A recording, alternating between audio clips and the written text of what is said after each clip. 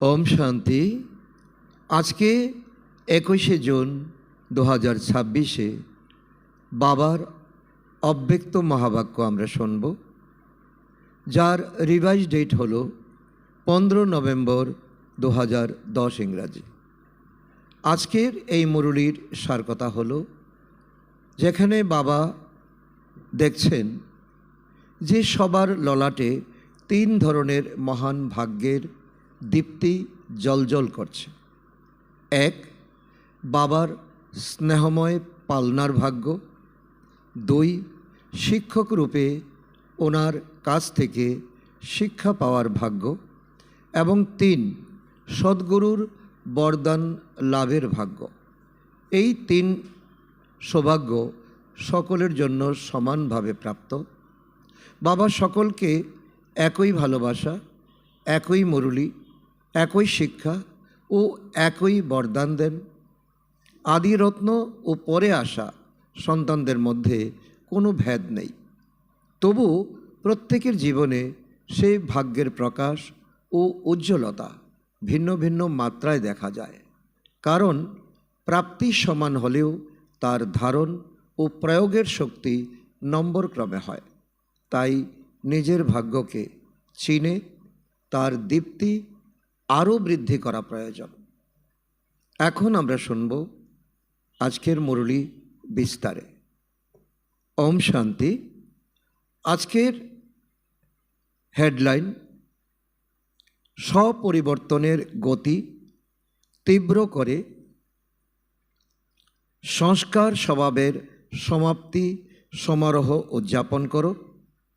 सब संकल्प बोल और कर्मे ब्रह्मा बाबा के कपि करो। आजकेर এই महावाक्ये बाबा बोलेছেন যে আমরা স্বপরিবর্তন করছি বটে, কিন্তু বাবা দেখতে চান যে আমাদের স্বপরিবর্তনের গতি তীব্রতা যেন আরও বাড়ে। কারণ যে দাপর যুগ থেকে আমাদের সংস্কার এবং স্বভাব যেটা আদিতে ছিল না, যেটা অনাদিতেও ছিল না, যে আমাদের আত্মার মধ্যে এই সংস্কার এবং স্বভাব এসেছে তাকে সমারোহ করা, সমাপ্তি করা। আর কি করতে বাবা বলছেন যে বলছেন সব সংকল্প আর বলকে, যে আমাদের যে বচন বেরোয় মুখ দিয়ে আর যে সংকল্প ওঠে মনে, তাকে ব্রহ্মা বাবার সঙ্গে ভেরিফাই করা, অর্থাৎ ব্রহ্মা বাবাকে কপি করা। ব্রহ্মা বাবার জীবনে যদি এমন পরিস্থিতি আসতো তিনি কি সংকল্প করতেন? ব্রহ্মা বাবার জীবনে যদি এমন অবস্থা আসতো তিনি কেমন কথা বলতেন? দুনিয়াতে যদি কেউ কাউকে কপি করে তাকে দণ্ডিত করা হয়, কিন্তু এই আধ্যাত্মিক মার্গে তো বাবা বলছেন যে তোমরা এই কর্মজীবনে ব্রহ্মা বাবাকে ফলো করো, তবে তোমরা ব্রহ্মা বাবার দুনিয়াতে, বিষ্ণুর দুনিয়াতে অর্থাৎ সত্যযুগে আসতে পারবে। ওম শান্তি। আজ বাপদাদা সবার ললাটে ভাগ্যের ঝলমলে তিন লক্ষণ দেখছেন। এক হলো বাবার দ্বারা পালনার ভাগ্য। দুই, শিক্ষক রূপে শিক্ষার ভাগ্য। তিন, সদ্গুরু দ্বারা বরদানের ভাগ্য। তিন ভাগ্য উজ্জ্বল রূপে প্রকাশিত দেখতে পাচ্ছেন। প্রত্যেকের ললাট ভাগ তিন ভাগ্য দ্বারা জলজল জলজল করছে।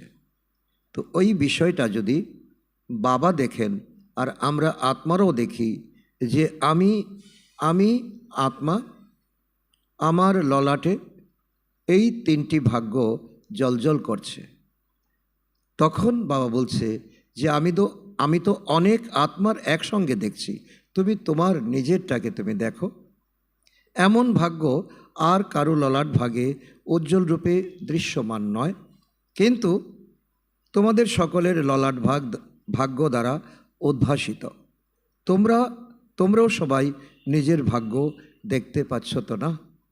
বাবা এটাই চাইছেন, যেমন বাবা যেমন দেখছেন আমরাও যাতে আমাদের ভাগ্য ললাটে তিন ভাগ্য যাতে ঝলমল ঝলমল করে।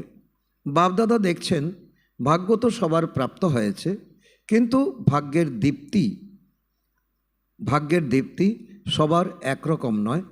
কারো দীপ্তি অনেক তীব্র, কারো দীপ্তি কিছু কম প্রতীয়মান হয়। কেন? বাবা বলছেন যে আমি দেখছি যে সকলকে একই প্রকার ভাগ্য দেওয়া হয়েছে, একই প্রকার শিক্ষা দেওয়া হয়েছে, কিন্তু তারপরেও অনেকের ভাগ্যের দীপ্তি, লাইট, দ্যুতি তো একরকম নয়। বাস্তবিক পক্ষে বাপদাদা সবাইকে একসাথে একরকম ভাগ্য দিয়েছেন, সবাইকে একই পরা পরিয়ে থাকেন, একরকম পালনা দিয়েছেন।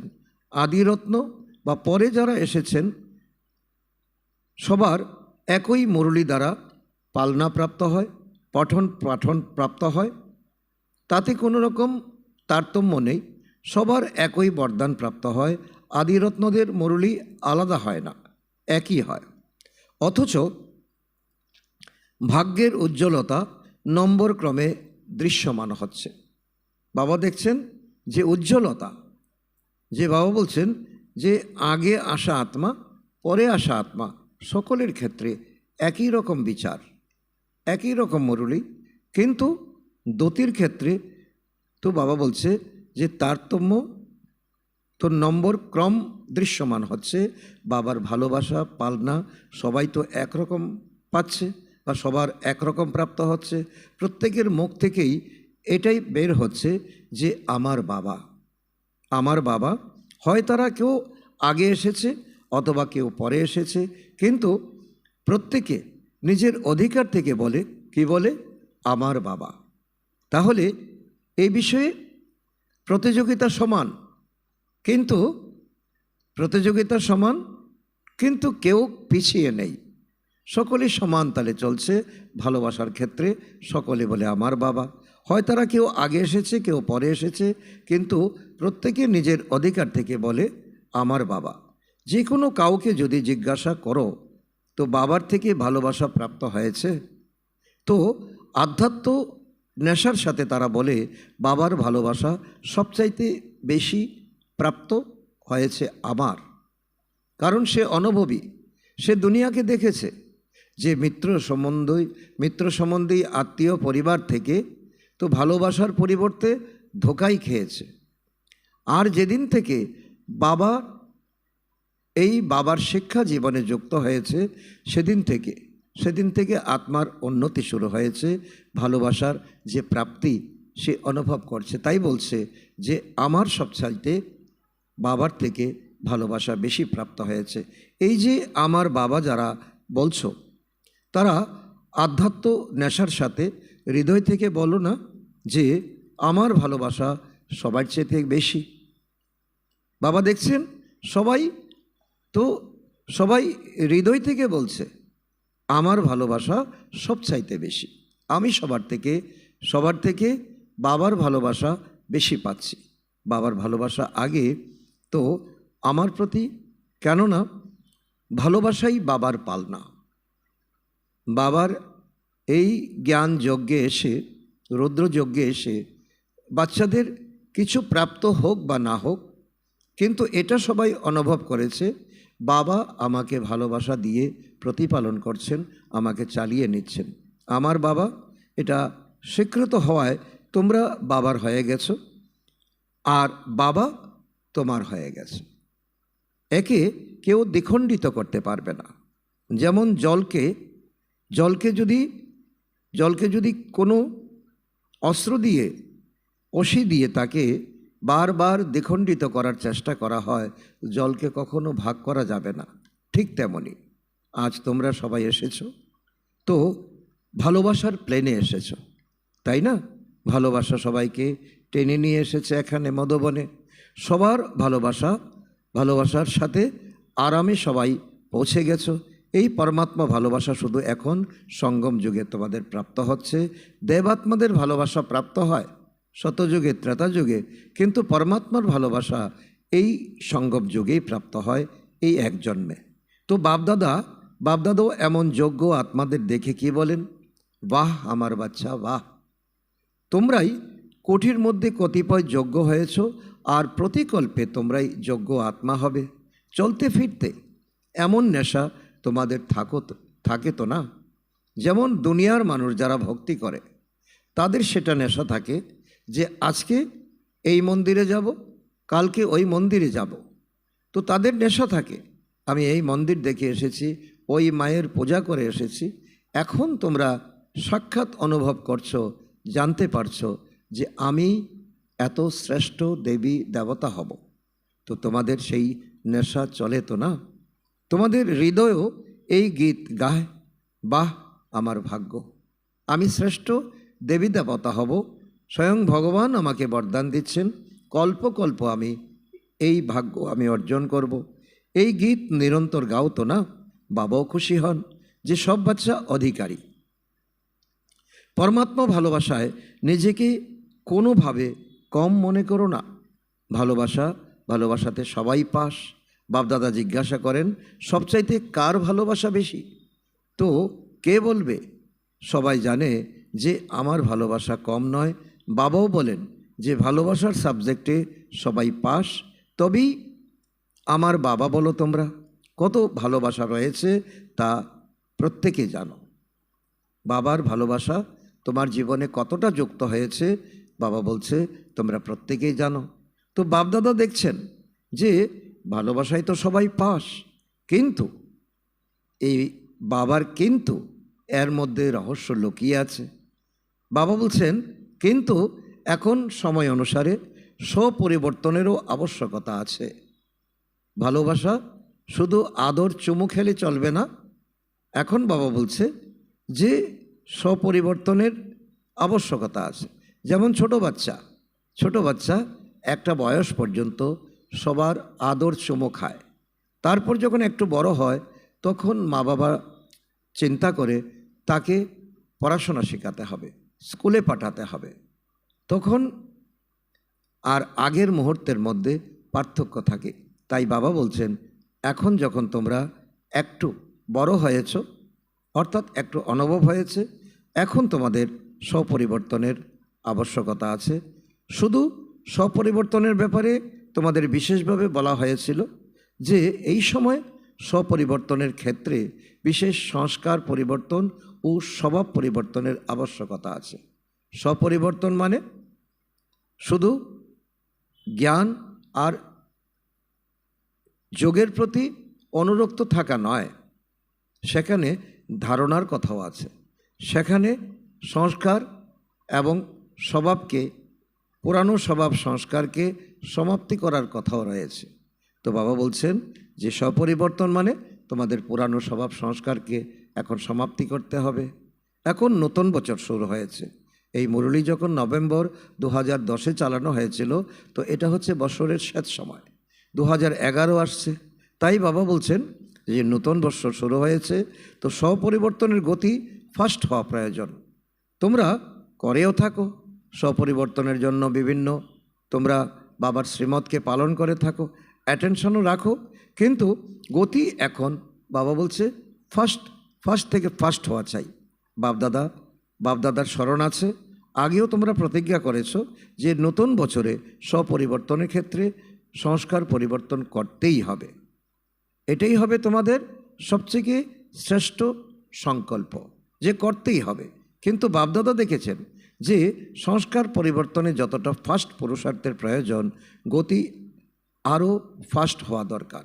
বাচ্চারা পরিশ্রম করছে, কিন্তু বাবা বলছে আরও জোরে, আরও তীব্র গতিতে। তোমরা কি ভাবছ সময় অনুসারে যত ফাস্ট গতি দরকার সেই অনুসারে তোমাদের তীব্র পুরুষার্থ হয়েছে, নাকি আরও হওয়া উচিত? কেননা সময় অনুসারে সময়ের পরিবর্তন ফাস্ট হচ্ছে। তো তোমাদেরও তীব্র পরিবর্তন তখনই হবে যখন সংকল্প করার সাথে সাথে কার্যে পরিণত হবে। অযথার্থ সংকল্প এমনভাবে সমাপ্ত হওয়া উচিত যেন কোনো কাগজে বিন্দু লাগানো। কত সময় লাগবে বলো? ছোট বাচ্চাকেও যদি বলা হয় তো কলমটা ছেড়ে দাও, তাহলে বিন্দু লেগে যাবে। তো ছোট বাচ্চাও বিন্দু লাগাতে কোনো রকম অকৃতকার্য নয়।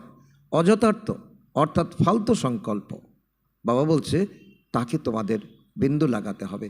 এটাই স্বপরিবর্তন, এটাই গতিকে ফাস্ট করা। বিন্দু লাগানোর মতো ফাস্ট পরিবর্তন হওয়া চাই। বিন্দু যত তাড়াতাড়ি লাগে ততটাই তাড়াতাড়ি তোমাদের স্বভাব সংস্কারকে পরিবর্তন করতে হবে। তাহলে কি এমন গতি যা বাপদাদা চান সেটা করতে পারো? মনোবল আছে? মনোবল আছে? যারা মনে করো যে এখন থেকে এতটাই গতিতে বিন্দু লাগাতে পারবে, সাহসী বাচ্চা তোমরা, বাবার সহায়তা লাভকারী, অর্থাৎ হিম্মতে বাচ্চা মদতে বাপ যারা আছো তারা হাত তোলো, হাত ওপর করো। বাপদাদা বাচ্চাদের দৃঢ় সংকল্প দেখে অনেকেই হাত উঁচা করেছে। বাপদাদা দেখেছেন বাচ্চাদের দৃঢ় সংকল্প দেখে অভিনন্দন জ্ঞাপন করছেন। বাপদাদা আগেও বলেছেন যে দৃঢ় সংকল্পের সংকল্প হলো করতেই হবে, করব হবে তা নয়, করতেই হবে। তো আজকের সবাই সকলে দৃঢ় সংকল্প করছো তো না? তোমরা দাদিরা দেখছো মেজরিটি হাত তুলেছে, দেখেছো? দাদিদেরকে বাবা সাক্ষী রাখছেন। তো কাল থেকে স্বভাব সংস্কার সমাপ্তির সেরেমনি উদযাপন করা চাই। উদযাপন করবে যারা হাত তুলেছ, তারা হাত তোলো, সেরেমনি উদযাপন করবে। বাবা এটাও আমাদেরকে শিক্ষা দিচ্ছেন যে করতেই হবে এবং তার সঙ্গে সেরেমনি উদযাপন করতে হবে। এটার সেরেমনি তো খুব ধুমধামের সাথে উদযাপন করো। যেমন লক্ষ্যে মনোবল বজায় রেখেছ, তেমনি যদি লক্ষণও মনোবল বজায় থাকে তবে কোনো বড় ব্যাপার নয়। কারণ নিজেও তুমি সত্যযুগে ত্রেতাযুগে দেবী দেবতা ছিলে, গণধর ছিলে।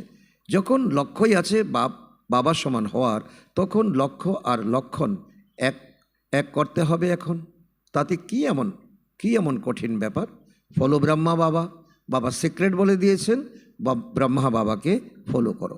যে সংকল্প বল কর্ম করো না কেন, আগে ব্রহ্মা বাবার সাথে মিলিয়ে নাও। বাবা বলছে যে কোনো সংকল্প করার সাথে মাইক্রোসেকেন্ড চিন্তা করো, তারপর তো ওই চিন্তাকে বাস্তবায়িত করবে। কথা বলার আগে মাইক্রোসেকেন্ড ভেবে নাও, তো কপি করো। দুনিয়াতে কপি করা বারণ, কিন্তু বাপদাদা বলেন ব্রহ্মা বাবাকে কপি করা তাতে কোনো রকম দোষ নেই। নিরাকার বাবার জন্য তো বলবে তার দেহ নেই, তো দেহবোধ কী হবে? কিন্তু ব্রহ্মা বাবা দেহদারী। বাস্তবে দেখো তোমরা সারেন্ডার করেছো। যারা সারেন্ডার করেছো তারা হাত তোলো। যারা সারেন্ডার্ড তারা হাত তোলো। সারেন্ডার যখন করেছই তো কি সংকল্প করছো? তন মন ধন সব কিছু বাবা আপনার। কারণ ব্রহ্মা বাবা কর্মজীবনে এটা প্রথম করে দেখিয়েছেন। তো এরকম করছো তো না? করছো? করেছিলে? এই ব্যাপারে হাত তোলো। তো এখন সারেন্ডার করছো যে তন মন ধন আমার নয়, তনও আমার নয়, ধনও আমার নয়, মনও আমার নয়। যেমন ব্রহ্মা বাবা সেবার্থে শরীর দিয়েছেন, তো ব্রহ্মা বাবা জানতেন যে এই শরীর আমার নয়, এই শরীর সেবার্থে। তো যখন নিজের তন মন ধন তিনিই অর্পণ করেছেন, তো আমার শরীর বাবার সেবার্থে নিমিত্ত। যেমন ব্রহ্মা বাবার শরীর সেবা অর্থে ছিল, তো তোমাদের শরীর তোমাদের নয়, সেবার্থে রয়েছে।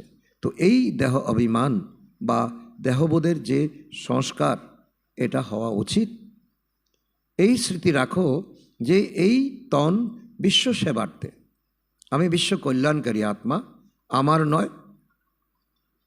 বাবা তোমাকে দিয়ে দিয়েছি, সেবা অর্থে দিয়ে দিয়েছি।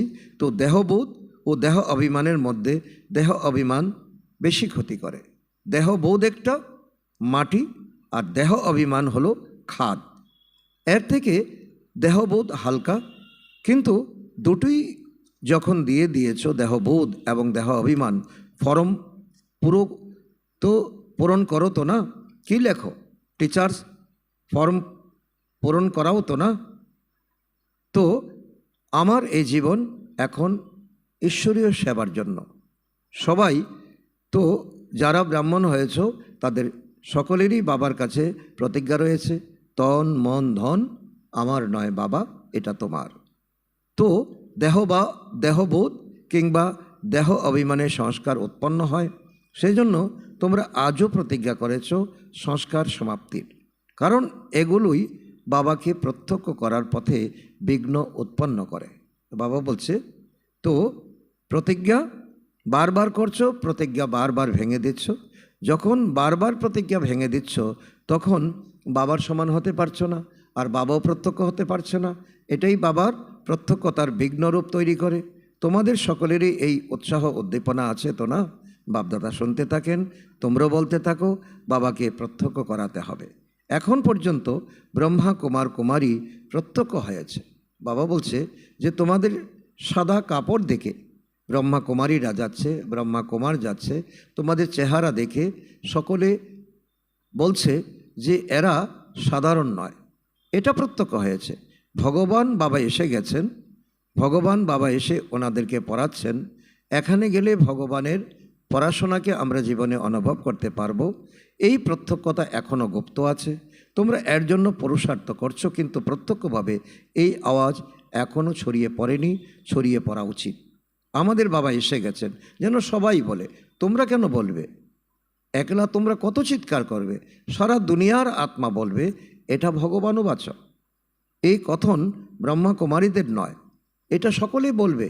সেদিন আসছে, তার জন্য তোমাদের এখন মেহনত করতে হবে। এখন প্রত্যক্ষতা হতেই হবে, স্বভাব সংস্কার পরিবর্তন হতে হবে। তোমাদের প্রত্যেকের মুখ এবং আচরণ দ্বারা প্রত্যক্ষ হবে। তার আধার হলো আমাদের মুখমণ্ডল এবং আমাদের আচরণ। বাবাকে প্রত্যক্ষ করাতেই হবে তোমাদের, সেটা তোমরা করছো। কিন্তু এখন সকলে তুলো, হতে হবে। তো হতে হবে, হাত তো খুব ভালোই তুলছ। বাপদাদা খুশি যে তোমরা সকলের মনে নিষ্ঠা আছে, এটা হতেই হবে, সবাই চাইছো তোমরা। কিন্তু এই যে সিক্রেট, যে ব্রহ্মা বাবার মতো সংকল্প এবং বল এক করতে হবে, অর্থাৎ সেটাকে কপি করতে হবে। এর জন্য তোমরা যেমন কাল থেকে স্বভাব সংস্কার পরিবর্তন করবে, তেমন তার সাধন হবে প্রত্যেকে যারা ব্রাহ্মণ, সেই সব ব্রাহ্মণকে নিজের পার্টে শুভ ভাবনা, শুভ কামনার বিশেষ অ্যাটেনশন রাখা। কারো প্রতি আমার কোনো ব্যয়ের বিরোধ নেই, কারো প্রতি আমার কোনো শত্রুতা নেই। আমরা সকলে ঈশ্বরীয় পরিবারের। কাল থেকে এই শুভ ভাবনা, শুভ কামনার প্রতি বিশেষ অ্যাটেনশন রাখো। যেমন দুনিয়ার লোককে তোমরা কাজ দিয়েছ, কত সময় তারা শুভ ভাবনা, শুভ কামনা রাখতে পারে, তাদেরকে রাখতে পারার কথা বলছো, আর তোমরা তো রাখতেই পারো। তো বাবা বলছেন তোমরা টিচার, আর স্টুডেন্টকে তোমরা বলছো স্টুডেন্ট যদি করতে পারে তো টিচার তো অবশ্যই করতে পারবে। যে কোনো সময় কারো স্বভাব সংস্কারের সম্মুখীন তখনই হও যখন সেই আত্মার প্রতি সেই সময় তোমাদের শুভ ভাবনা, শুভ কামনা থাকে না, টক্কর তখনই হয়। তো তোমরাও যদি অমৃত বেলা থেকে এই সংকল্প করো যে সব আত্মার প্রতি শুভ ভাবনা, শুভ কামনা রাখতেই হবে, তবেই যে সংকল্প করছো পরিবর্তন করতেই হবে, সেটা সম্পূর্ণ করতে পারবে। পরিস্থিতি আসবে, পরিস্থিতির কাজই হলো আশা। মায়া আছে না? মায়া তো আসবেই। আর তোমাদের কাজ হলো বিজয় প্রাপ্ত করা। মায়ার কাজ হলো আশা, তোমাদের কাজ হলো মায়ার প্রতি বিজয় প্রাপ্ত করা। তো কাল নিজেদের মধ্যে গ্রুপ বানিয়ে যারা নিমিত্ত, তাদের সাথে আত্মিক কথোপকথন করো। তোমাদের যে সংকল্প আছে তা ভবিষ্যতে প্র্যাকটিক্যালি কিভাবে নিয়ে আসা যায় তাদের সঙ্গে বার্তালাপ করো, আলোচনা করো, মিটিং করো। ফিনিশ বিন্দু লাগিয়ে দাও। বাবা কি বলছেন? ফিনিশ বিন্দু, অর্থাৎ কিছুই নেই। এতদিন ছিল, এখন কিছুই নেই। হাত তো উঠিয়েছ, তাই না? যারা সামনে বসে তারাও হাত উঠিয়েছ। তো তোমরা নিমিত্ত হতে হবে। যেমন ব্রহ্মা বাবার সামনে প্রথম কত রকমের সংস্কার সব এসেছে। আদিতে ব্রহ্মা বাবা কত সংস্কারের খেলা দেখেছেন, কিন্তু বাবার সহযোগে অগ্রচালিত হয়ে অন্যদেরও অগ্রচালিত করেছেন। ব্রহ্মা বাবা বলেছেন যে অজ্ঞানেও আমার এমন সংকল্প, এমন সংস্কারের টক্কর আসেনি। যখন বাবার জ্ঞানে এসেছি যত টক্কর আমি খেয়েছি। আর সেখানে বাপদাদার কিছুটা শক্তি কাজ করছিল, আর তাতে ব্রহ্মা বাবা এগিয়ে গিয়ে গেছেন এবং অন্যকে এগিয়ে নিয়ে গেছেন, যার রেজাল্ট রূপে আজ কত সংখ্যক তো সারা বিশ্বে তোমাদের কত বড় পরিবার হয়ে গেছে। চঞ্চল পরিস্থিতি এলেও তিনি অনড় থেকেছেন ব্রহ্মা বাবা। তার পরিণামস্বরূপ কত সেন্টার খুলে গেছে, কত প্রোগ্রাম হচ্ছে। আজকাল কত প্রোগ্রাম হয়েছে তো না? তো এই সমস্ত রেজাল্ট ব্রহ্মা বাবার সাহস। প্রথমে একা ব্রহ্মা বাবা ছিলেন, তোমরা পরে এসেছো, কিন্তু একা সাহস বজায় রেখে এগিয়ে গেছেন। এখন বাবা বলছেন তোমরা তো ব্রহ্মা বাবাকে কপি করতে পারছো, কিন্তু ব্রহ্মা বাবার সামনে এমন কোনো রকম এক্সাম্পল ছিল না যে ওনাকে কপি করো। রেজাল্টে প্র্যাকটিক্যালি প্রমাণিত তোমরা সবাই সাথী, তাই না? তো সাহস আছে তো না? ব্রহ্মা বাবা একা সাহস রেখেছেন, তোমরা সাথীরা তো অনেক। এখন তোমরা মিলেমিশে তোমরা ভাট্টি ডাকো, সাময়িক যোগ করো, তো ফলো ফাদার।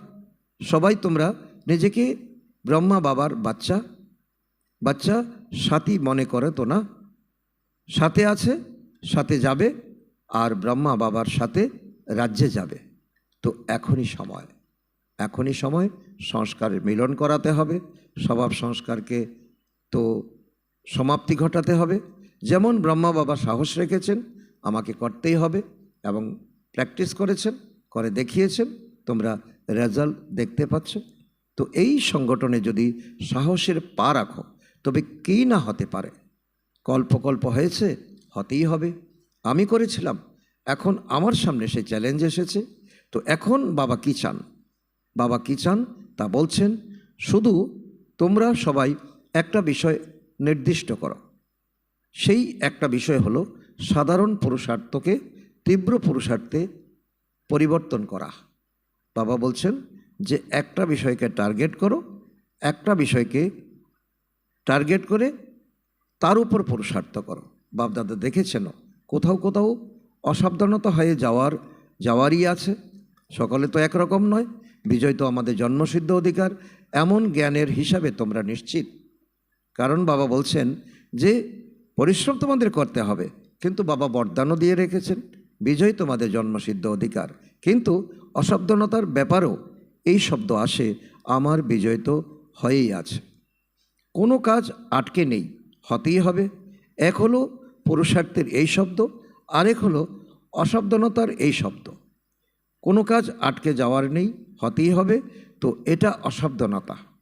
বাবার কাজ কখনো আটকে থাকেনি, কিন্তু এটা হলো ওই রাজার দুধের পুকুর করার সংকল্প, আমরা সকলেই জানি। কিন্তু যখন নেগেটিভিটি এসেছে তখন দুধ নিয়ে কেউই যায়নি, রাজার স্বপ্নের দুধের পুকুরও তৈরি হয়নি। তো এই সংস্কারও চেক করো।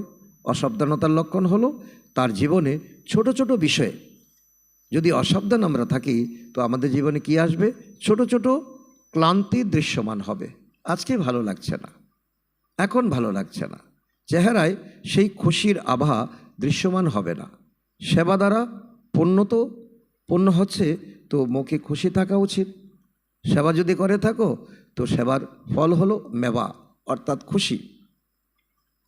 কোনো না কোনো রকমের ক্লান্তির কারণ কোনো না কোনো বিষয়ে অসাবধানতা। যখন করতেই হবে তখন খুশির সাথে করো। তোমাদের মুখমণ্ডল যেন সেবা করে, তোমাদের আচরণ যেন সেবা করে। তো আজ মেজরিটির সংস্কার সমাপ্তির হাত দেখে বাপদাদা বারবার অভিনন্দন জ্ঞাপন করছেন। আচ্ছা, এই গ্রুপে যারা প্রথমবার এসেছো তারা উঠে দাঁড়াও। দেখেছো কত এসেছে? অনেক আছে, হাত নাড়াও। প্রথমবার আগতদের নিজের বাবার সাথে মিলনের অভিনন্দন। তো বিশেষ সময় অনুসারে তো তোমাদের তীব্র পুরুষার্থ হবে। আর বাপদাদার এইটাই বলা যে যারা তীব্র পুরুষার্থ করবে তারা লাস্টে থেকেও ফার্স্ট, আর ফার্স্ট থেকে ফার্স্ট হয়ে যাবে। তো এরকম চমৎকার করতে হবে। চান্স আছে তোমাদের। এমন ভেবো না তুমি লাস্টে আসনি বলে, তুমি ফার্স্টে আসনি বলে ফার্স্টে যেতে পারবে না। তাই সময়ের তীব্র পুরুষার্থ করতেই হবে, বদলাতেই হবে। বো করো না, করবো, ভাববো, তো এমন করো না, দেখবো ভাববো এমন বব করো না। তো এখন বাবা যেটা বলছেন এটা করো। ঘর, ঘর দাতা আর নিজের ঘর ভালো লেগেছ তো না? ঘর দাতা আর নিজের ঘর ভালো লেগেছ তো না? তো এই সব ভাই বোন তো তোমাদের স্বাগত জানায়, যেহেতু তোমরা প্রথমবার এসেছো। আচ্ছা, এখন চতুর্দিকের ব্রাহ্মণ বাচ্চারা বাপদাদার স্নেহভরা স্মরণের স্নেহ সমন স্বীকার করো। বাপদাদা জানেন দূরে বসেও অনেক বাচ্চা দেখেছেও, মিলনও উদযাপন করছে। চতুর্দিকের সেই সব বাচ্চাকে বাপদাদা এটাই বলেন, ঠিক যেমন এখন সবাই সংস্কার সমাপ্ত করতে মেজরিটি হাত উঠিয়েছে, তেমনি এখন তোমরা সবাই মিলে একই সংকল্প রূপী হাত উঠাচ্ছ। এখন আমরা সবাই মিলে সমাপ্তির সময় সমীপে নিয়ে আসার সংকল্প করছি। তারপর যখন চতুর্দিকে সময় সম্পূর্ণ হবে, তখন তোমরা ব্রহ্মা বাবা, শিব বাবা উভয়কে প্রত্যক্ষ করাবে। আমাদের বাবা এসে গেছেন, প্রত্যেকের মুখ থেকে যেন বাবার প্রত্যক্ষতা হয়।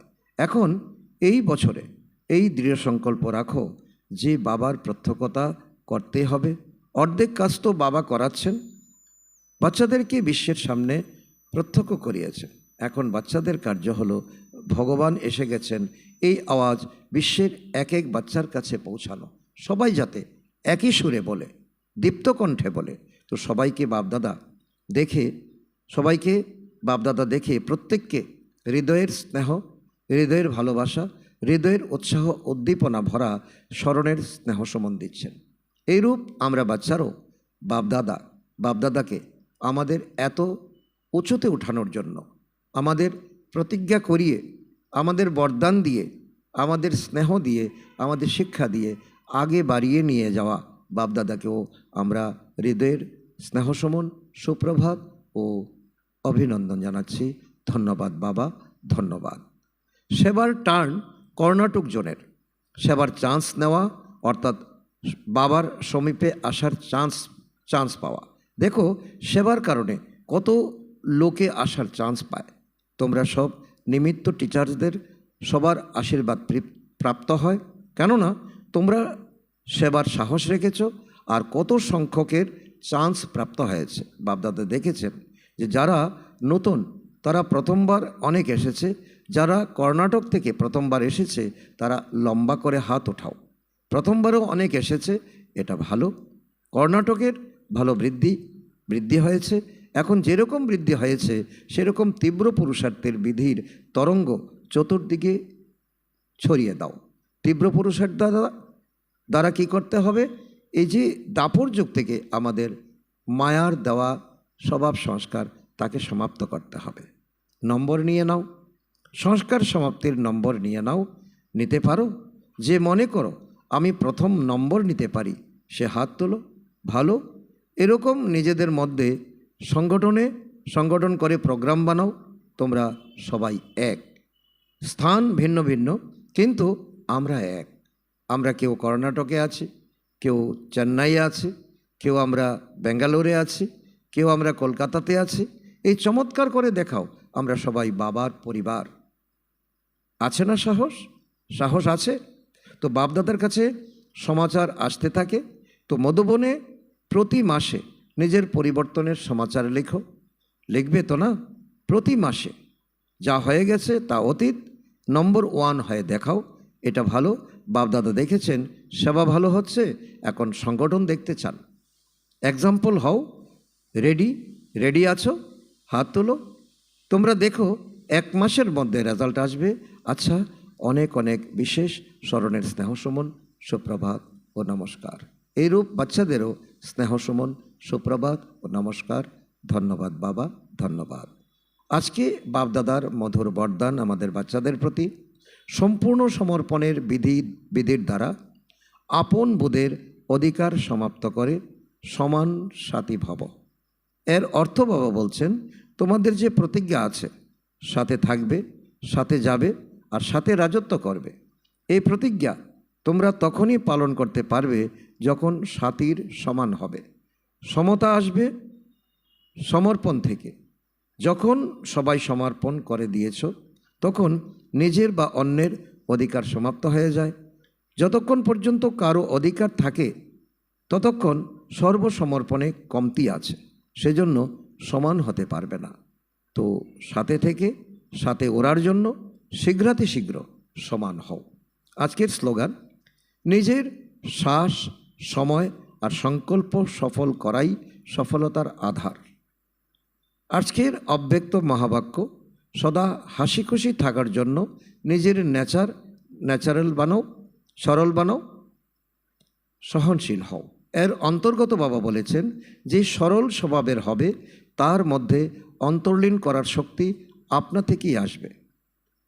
যে সরল স্বভাবের সে সকলের সহযোগী আর স্নেহীও হবে, এবং যত সরল স্বভাবের হবে মায়া ততই কম সংঘাত করবে।